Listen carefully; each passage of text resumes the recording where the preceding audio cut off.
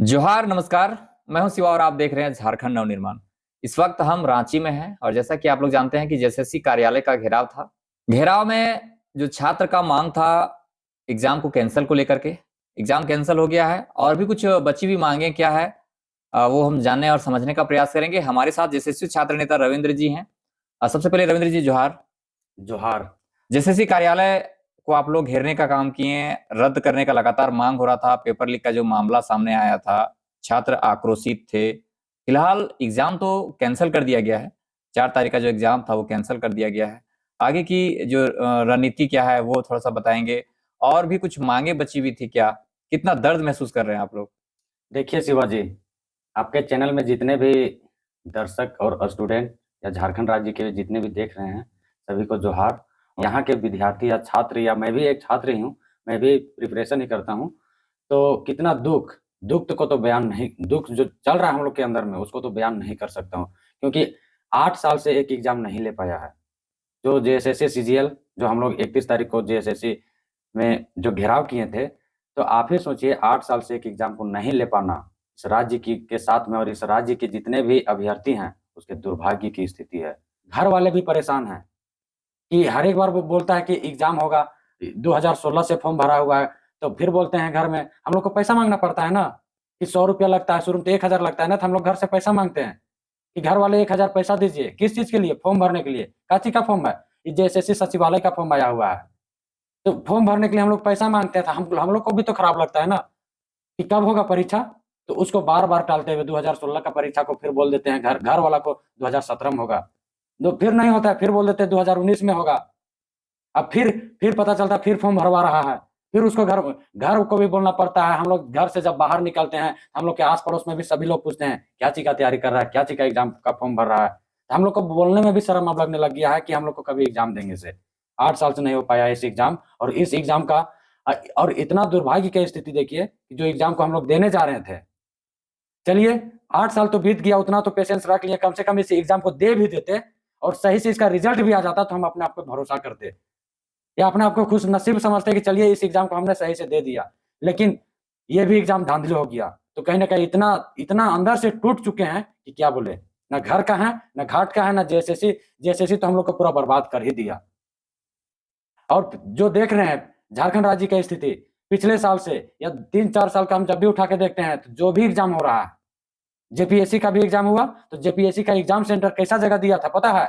जहां स्कूल में दिया था, वो भी सरकारी स्कूल में दिया था ना, वहां कोई सीसीटीवी कैमरा था ना, सब खिड़की दरवाजा सब टूटा फूटा हुआ था, कुछ भी नहीं। मतलब टेबल कुर्सी जब पूरा गंदा पड़ा हुआ था, सब टूटा फूटा हुआ, और मतलब बाहर से सब कुछ दिखता था, कुछ व्यवस्था नहीं था। जब मानते हैं आप कि चंद लोगों के वजह से लाखों विद्यार्थियों का भविष्य लटक रहा है? बस बस चंद लोगों की वजह से नहीं, यहाँ इस राज्य में जो अच्छे अच्छे पोस्ट में जो बैठे हुए अधिकारी, इस राज्य को जो चला रहा है, जो मंत्री है, विधायक है, सांसद है, सबने लूट के खा चुका है अभी तक, और लूटते आ रहे हैं।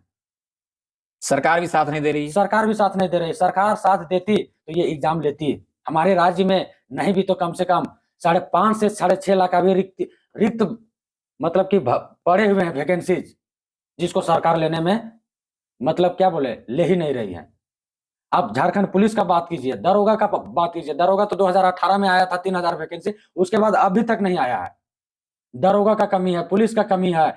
उसके बाद आपको लैब टेक्नीशियन अभी तो फिलहाल हुआ, वो भी धांधली में चला गया। नगर पालिका का, जेई का, कौन चलाएगा राज्य को? सचिवालय में सचिवालय जैसा एग्जाम जिसमें सभी अधिकारी बनेंगे, ये भी एग्जाम को धांधली कर दिया। जिस तरह से प्रशासनिक स्तर में बाहरी लोग बैठे हुए हैं, वो चाह रहे हैं कि झारखंड के लोगों को सचिवालय में ना भेजा जाए। बस बस।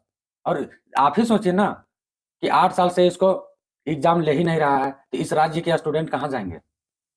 अगर वहां पे जाएंगे, भरेंगे, तो तभी तो इस राज्य के बारे में सोचेंगे। अच्छा, एग्जाम कैंसिल हो गया तो क्या और भी कुछ मांगे हैं जो अभी तक बची हुई है? देखिए, एग्जाम कैंसिल होने से नहीं होगा, तभी हम इस सरकार को मानेंगे, या इस यहाँ के अधिकारी या जो प्रशासन में बैठे हुए हैं उनको तभी मानेंगे, जो यहाँ पे जो सेटिंग कराया है, जब तक वो पकड़ाएगा नहीं और उसको जब तक कानून सजा देगा नहीं, तब तक नहीं मानेंगे हम लोग।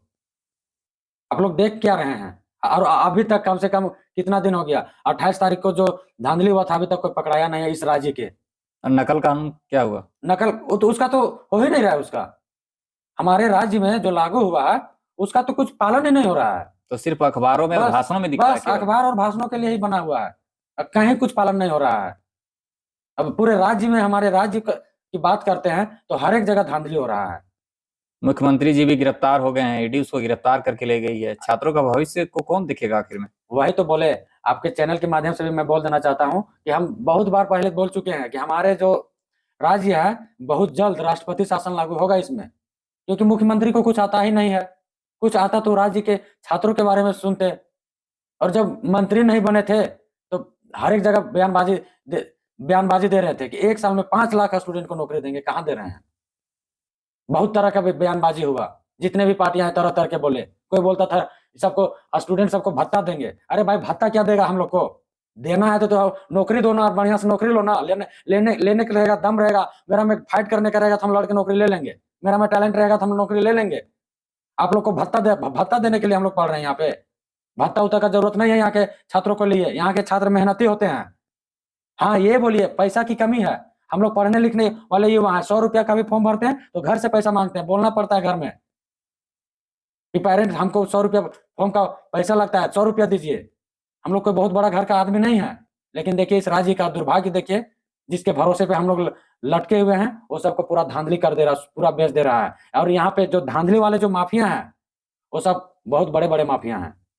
तो ऐसी हालात में राज्य कैसे चलेगा? जो छात्र का जो भविष्य अधर में लटक रहा है, उनके भविष्य को कौन संवारेगा?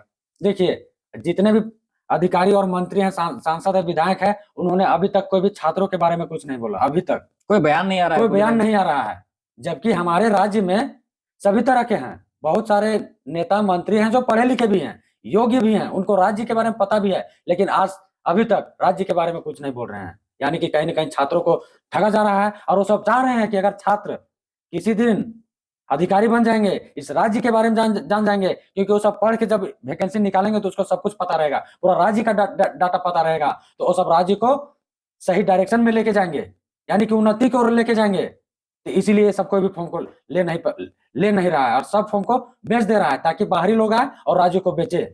आखिरी विकल्प क्या रह जाता है छात्रों के पास? देखिए आखिरी विकल्प तो बहुत कुछ है हम लोग के पास, लेकिन हम लोग को सुनने के लिए भी कोई चाहिए, और सुनने के लिए भी चाहिए जो हम लोग का जो सांसद हैं चाहे विधायक हैं। नीति तो हमारा विधानसभा में ही बनता है, तो सुनने के लिए भी वहां पे चाहिए। तो हम ही लोग के बीच के कोई जाएंगे वहां पे, तभी आवाज वहां पे उठाएंगे, तभी हम लोग का काम बनेगा। जितने भी छात्र देख रहे हैं सभी से मेरा निवेदन रहेगा कि आप लोग एक पढ़ने के साथ साथ में अपने आप को समझिए कि अगर आप अधिकारी का पोस्ट का तैयारी कर रहे हैं तो अधिकारी लेवल का सोच के आगे आइए। और अगर आप अधिकारी बने या ना बने, उतना तो आप में भी कॉमन सेंस होना चाहिए। जब आप राज्य का जो सचिवालय का फॉर्म भरते हैं, जेई का फॉर्म भरते हैं, या फिर नगर पालिका का फॉर्म भरते हैं, तो आप जब फॉर्म भर के जाएंगे, सपोज दैट अगर फॉर्म भर के जाएंगे तो डिसीजन मेकिंग भी आपको उतना होना चाहिए। इनका विचार कैसा लगा जरूर कमेंट करके बताएं। रविंद्र जी आपने समय दिया इसके लिए बहुत बहुत धन्यवाद। धन्यवाद। शिवाजी आपका भी धन्यवाद। मिलेंगे अगले वीडियो में, तब तक के लिए जय हिंद, जय झारखंड।